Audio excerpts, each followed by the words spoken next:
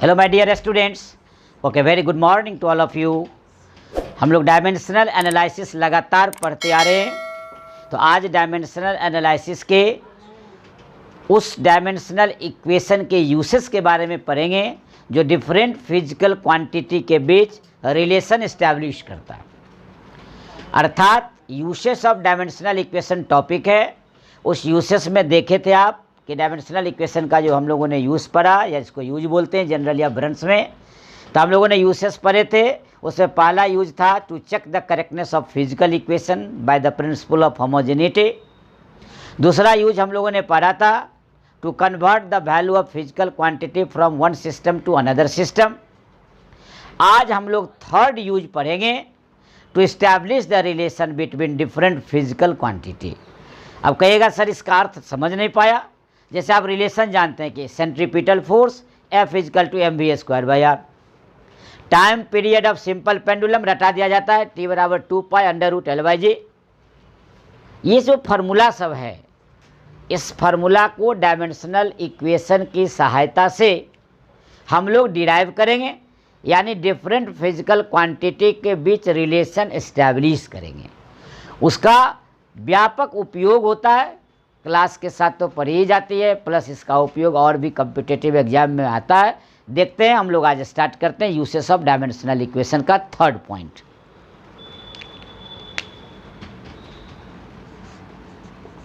Uses of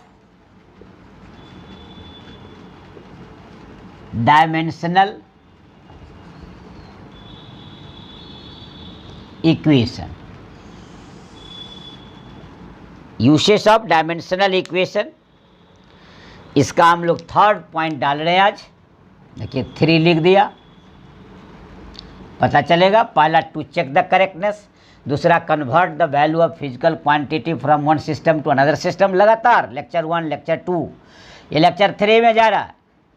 to establish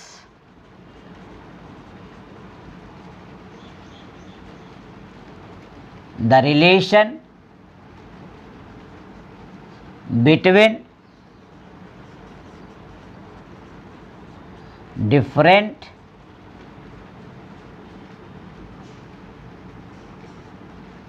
physical quantity,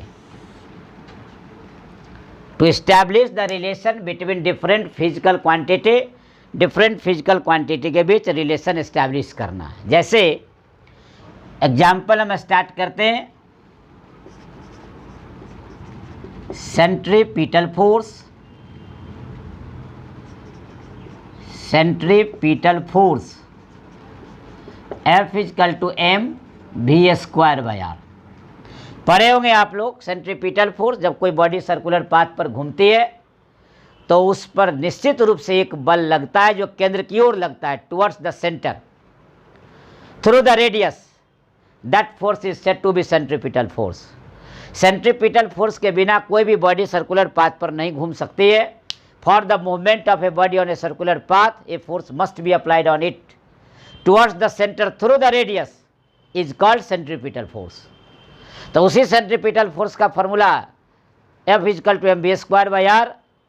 जब देखेंगे कि हम लोग सर्कुलर मोशन पढ़ाएंगे इनसाइड द चैप्टर, तो वहाँ ये डिराइव करेंगे अलग, लेकिन आज डायमेंशनल इक्वेशन से डिराइव करना है, आपको रिलेशन स्थापित करना है। देखिए इसमें different physical quantity F means force, M mass, V velocity, R radius of circular path. तो V वेलोसिटी है, M मास है, R radius of circular path है, F फोर्स है। तो ये डिफरेंट फिजिकल क्वांटिटी के बीच आप जो रिलेशन इस्टेब्लिश करेंगे डायमेंशनल इक्वेशन का यूज करके, कैसे वो आगे बढ़ते हैं तो क्लियर हो जाएगा। सबसे पहला काम आपका है कि जिस क्वांटिटी पर निर्भर करता है उसको आप पहले लिख दीजिए कि डायरेक्टली प्रोपोर्शनल। जैसे कहिएगा समझे नहीं, मैं एक्सप्लेन करता हूँ। जैसे फोर्स है F किस पर डिपेंड किया? मास पर। F डिपेंड किया V पर, F डिपेंड किया R पर। आपका काम यही है कि जिस जिस क्वांटिटी का यहाँ पर दिया हुआ है उस क्वांटिटी के साथ रिलेट कर देंगे, स्वयं वह फार्मूला आ जाएगी जैसा फार्मूला ये दिया हुआ है। आप देखिए कैसे। अब बढ़ते हैं हम लोग। Centripetal force F may depend upon, देखिए, मास m, velocity v and radius r of circular path। Clear हो गया? सेंट्रीपिटल फोर्स F में depend upon mass m, velocity v and radius r of circular path। So we have, देखिए, F directly proportional ma vb rc। Clear हो गया?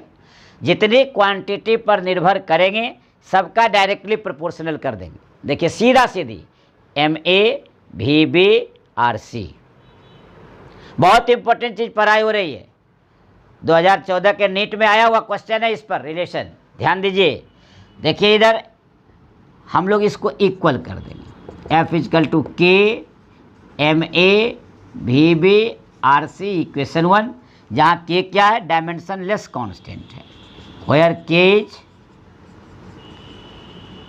Dimensionless, जहाँ k क्या है? Dimensionless constant है, यानी इसका कोई डायमेंशन नहीं होगा। तब न निर्भर करेगा इस तीन ही क्वांटिटी पर। यदि इसका भी डायमेंशन हो जाएगा तो 4 क्वांटिटी हो जाएगी, और 4 क्वांटिटी इसमें है नहीं, इसलिए ध्यान रखना है ये डायमेंशनलेस कांस्टेंट। अब क्या करेंगे? दोनों ओर प्रत्येक टर्म का डायमेंशन हम लोग रख देंगे। Putting the dimension of each term on both side of equation 1। तब हम लोग क्या करेंगे? F का ml t-2, k का तो होगा नहीं, m का a, v का ये हो जाएगा, और r तो रेडियस है, ध्यान रखेंगे। r रेडियस का अर्थ क्या होगा? डिस्टेंस, दूरी, इसलिए l, v वेलोसिटी और m मास। ये डायमेंशन पहले से सारा आपके पास चार्ट दे चुका हूं मैं, आप हमेशा उसका यूज करते रहेंगे, लिखते लिखते खुद याद हो जाएगा। तो इस तरह देखिए, दोनों डायमेंशन हम लोग रख दिए। अब इसको सजा लिया जाए, हम लोग सजा लेते हैं। ml t-2, इधर आ जाइए, m का पावर a है अकेला, इसको बाहर कर दीजिए, सब में बाहर लिखे हैं तो ma l पर आइए। देखिए, l के पावर b और l के पावर c, गुना में पावर जुटेगा, जब बेस सेम है पावर ऐड हो जाएंगे, b प्लस c और t के पावर। देखिए, -1 को b से मल्टीप्लाई करेंगे तो -b हो जाएगा। तो इस तरह आपका a आ गया। अब हम लोग दोनों ओर क्या करेंगे? पावर को इक्वेट कर देंगे, पावर को इक्वेट कर देंगे। देखिए, m के पावर a, यहाँ कुछ नहीं है तो m के पावर 1, l के पावर b प्लस c, यहाँ कुछ नहीं है तो 1, और यहाँ -2 है तो -b। तो इक्वेटिंग पावर्स,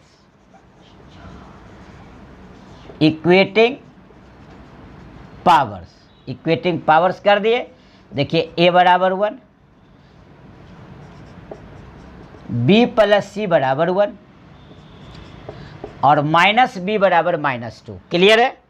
अब हमको a b c का मान चाहिए इक्वेशन 1 के a b c पर रखने के लिए, तब ना ये पर पावर आएगा कि 2 होगा, 1 होगा, r होगा, क्या होगा।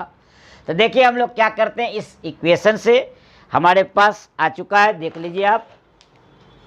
तो a बराबर हमको 1 तो मिल गया, यहाँ से यहाँ कैंसिल हो गया, तो b बराबर भी हमको मिल गया। अब यदि इस b का वैल्यू हम इसमें रख दें तो देखिए, यहाँ c बराबर भी निकल जाएगा, b बराबर 2 भर देंगे तो इधर आ जाएगा, तो c बराबर मेरा -1 हो जाएगा। एकदम क्लियर, देखिए एरो दिखा दिए हम कि b का वैल्यू यदि इसमें रख दें तो c भी निकल जाए। इस तरह a b c का वैल्यू निकल गया, वह तीनों वैल्यू इक्वेशन 1 में आके हम लोग रख देते हैं, लिख देते हैं। अब पुटिंग द वैल्यू ऑफ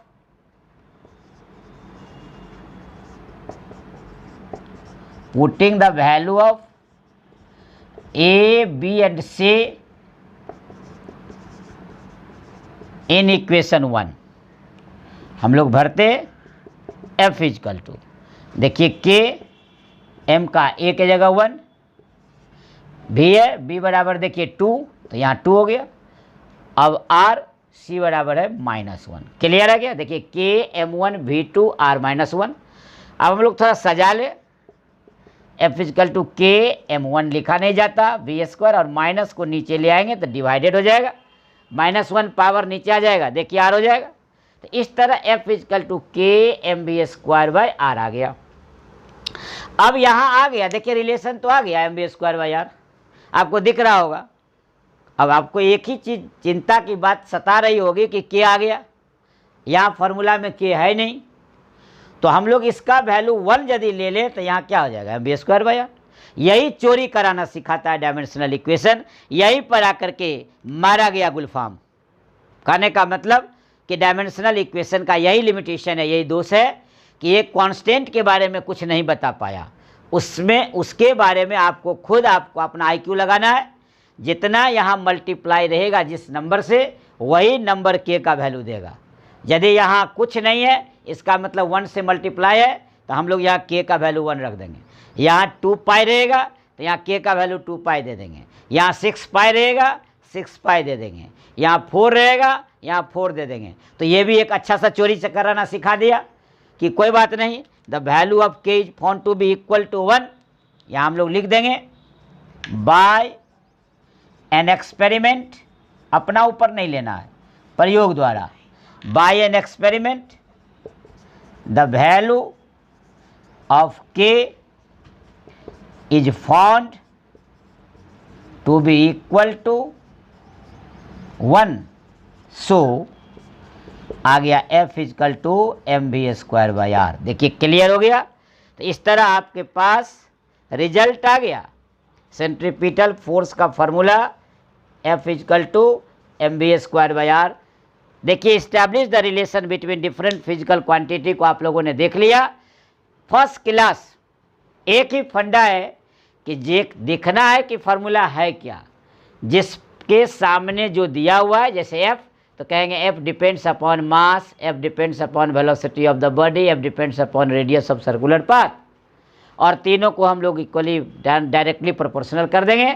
और उसके बाद हम लोग डायमेंशन प्रत्येक टर्म का रखते हुए फिर ABC का मान रख देंगे, जो रिजल्ट आएगा वो आएगा। लास्ट में चोरी कराना है, जितना से मल्टीप्लाई होगा उतना ही वहाँ के का वैल्यू मान लेंगे प्रयोग द्वारा और रख देंगे, रिजल्ट आ जाएगा। एक और एग्जाम्पल देखते हैं, तब ज़्यादा समझ में आएगा। अब हम लोग देखते हैं एग्जाम्पल नंबर 2। अब हम लोग इसी का एग्जाम्पल नंबर 2 देखते हैं। कहता है time period of simple pendulum, सरल लोलक। पढ़ेंगे ओसिलेशन चैप्टर आपको पढ़ना है तो पढ़ाएंगे, उसमें हम लोग टाइम पीरियड देखिए t is equal to 2 pi √L/g। देखिए t बराबर 2 पाई √L/g, यही आपको जानना है time period of simple pendulum. देखिए time period of simple pendulum t is equal to 2 pi √L/g, ये आपको डिराइव करना है। देखिए आपके हाथ की बात है, मास लेना कोई ज़रूरी नहीं है। यहाँ देखिए आपको दिखने से क्लियर हो रहा होगा कि ये t टाइम पीरियड, ये 2 पाई कांस्टेंट है, L length of the pendulum है और g acceleration due to gravity है। पेंडुलम का अर्थ क्या हुआ, एक साधारण सा समझिए कि ये रिजिड सपोर्ट है, इसमें एक गोलक लगा हुआ है, ये जो आप देख रहे हैं धातु का गोली है, ये गोलक, इसी को बॉब बोलते हैं। और ये यहाँ से यहाँ तक जो लटका हुआ ये L हो गया। नेचुरल है कि लटका हुआ है तो एक स्मॉल g काम करेगा। तो यही आप इधर से उधर जो हिलाते डुलाते हैं तो इसी को आपको टाइम पीरियड कहेंगे। एक बार जाने और एक बार आने में जितना समय लगेगा उसी को क्या बोलते हैं, टाइम पीरियड।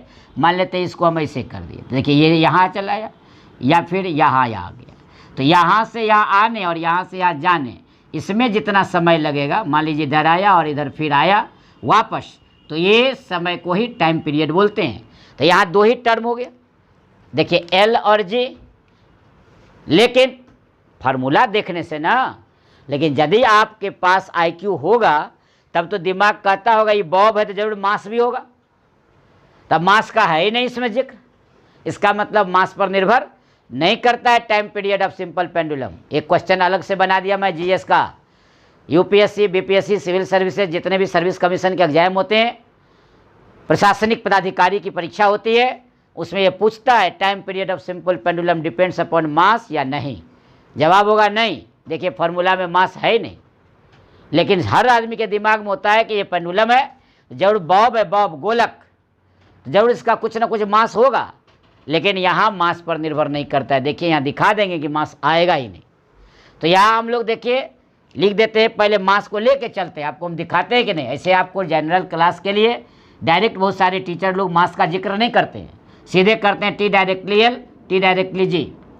आसान पड़ता है। मैं भी यही कहता हूँ सबको, मैं भी बताता हूँ कि तुम मास मत लो, लेकिन मैं अपना प्यारा चैनल रेबल फिजिक्स जो YouTube का आपका चैनल है, उस माध्यम से पूरी दुनिया को बता देना चाहता हूँ कि सिंपल पेंडुलम में जो बॉब है उसका मास होता है। आप दिखाइए कि मास पर निर्भर नहीं करता है, लेकिन यहाँ नहीं करता है, और आप ला के दिखाइए कि कैसे नहीं करता है। देखिए हम क्लियर करते हैं।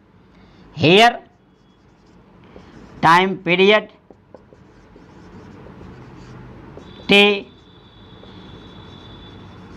may depend upon, देखिए हम लिखते हैं मास m may depend, इसलिए हो सकता है, मैं ये नहीं बोला होता है, may depend upon mass of bob, length L of pendulum and acceleration due to gravity G acting on the bob, acting on the pendulum।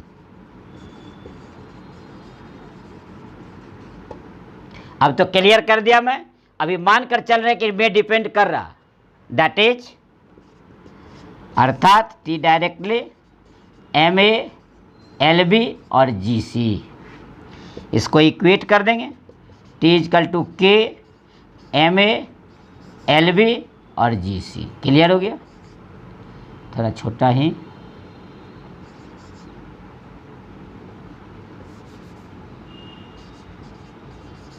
Equation number 1, ये भी K क्या हो गया? Dimension less constant. K जो है वो dimension less constant हो गया। Where K is dimension less constant. अब तो क्लियर है, दोनों ओर डायमेंशन फार्मूला भर देंगे। Now putting the dimension of each term,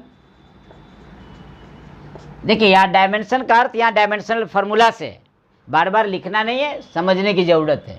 dimension of each term on both side of equation 1। T को क्या से लिखेंगे? M0 L0 T1। K का तो होगा नहीं, MA L का भी और G का acceleration due to gravity LT-2 और ये C। क्लियर हो गया? एक्सेलरेशन का हो गया, लेंथ का हो गया और मास का हो गया। चूंकि नहीं है इसीलिए 0 लिखे आप। M0 L0 T1, इधर आइए, M का पावर A, L का पावर B और L का पावर C ऐड हो जाएगा, और T का पावर -2C। क्या किए थे इसके बाद? पावर को इक्वेट कर दिए थे। तो now equating powers, now equating powers. देखिए A is equal to 0, B plus C is equal to 0 and -2C is equal to 1। Clear है? अब तो आपको दिख रहा होगा कि A 0 है, देखिए ए 0 और -2c 1 है, तो यहाँ से हम लोग क्या ले लेंगे, c निकल गया यहाँ से, c इजकल टू -1/2, और ये c का वैल्यू यहाँ रख दिया जाए तो b निकल जाएगा। इस तरह c भी आपके पास निकल गया, और यही c का वैल्यू यहाँ ले आया जाए तो क्या हो जाएगा, b इजकल टू +1/2। c -1/2 यहाँ भरेंगे, इधर ले जाएंगे तो -1/2 क्या हो जाएगा, +1/2। तो a 0, c -1/2, b 1/2, a b c का वैल्यू हम लोग क्या करेंगे, अब हम लोग 1 इक्वेशन में रख देंगे। Putting the value of a, b and c in equation 1। देखिए t is equal to k m का पावर 0, देखिए a 0 आ गया तो यहाँ 0 रख देंगे। अब देखिए l b है तो हाफ रख देंगे, और g c है तो -हाफ रख देंगे। क्लियर हो गया, इससे क्लियर हो गया कि t is equal to k m0, अब तो लेना नहीं है, l/g, और हाफ है तो रूट लग जाएगा। अब तो क्लियर हो गया ना, m के पावर 0 आ गया, इसका अर्थ क्या हुआ, मास ऑफ द बॉब पर निर्भर नहीं किया। ये क्लियर कर लीजिए दिमाग में, हम बोले थे कि डायरेक्टली लोग लिख देते हैं समय बचाने के लिए, अच्छी बात है, जितना समय बचे उतनी अच्छी, save time, save money, save energy, it will give you fruitful result in your life. तो हम लोग यहाँ समझना था, कंसेप्ट क्लियर करना है, फाउंडेशन का क्लास है कि मास पर भी निर्भर नहीं करता, ये शो करना था। डायरेक्ट हम लोग नहीं लिखते, इसलिए दिखा दिए। अब देखिए k बराबर √L/g, हम क्या बताए थे, चोरी कराना सिखाता है, यहाँ जितना से मल्टीप्लाई करेगा वही k का वैल्यू होगा। देखिए यहाँ मल्टीप्लाई 2π से, तो क्या लिखेंगे कि प्रयोग द्वारा k का वैल्यू कितना पाया गया, 2π, तो लिख देंगे बाय एन एक्सपेरिमेंट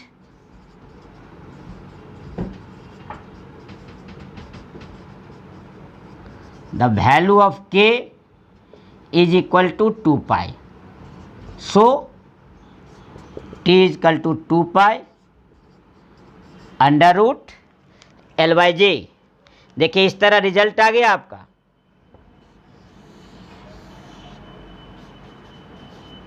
इस तरह क्लियर हो गया कि टाइम पीरियड जो है t बराबर 2π √L/g। इस तरह देख रहे होंगे आप कि डिफरेंट फिजिकल क्वांटिटी के बीच हम लोग क्या कर रहे हैं, रिलेशन एस्टैब्लिश कर रहे हैं। कुछ नहीं, पहला फंडा, जिसके सामने जो क्वांटिटी है डायरेक्टली प्रोपोर्शनल, दोनों का डायमेंशन भरेंगे, ABC का वैल्यू निकालेंगे, फिर इसके बाद इक्वेशन 1 में रख देंगे, और जिस कोफिशिएंट में मल्टीप्लाई रहेगा जितना से उतना ही से k का वैल्यू रख करके हम लोग चोरी करके आगे निकल जाएंगे।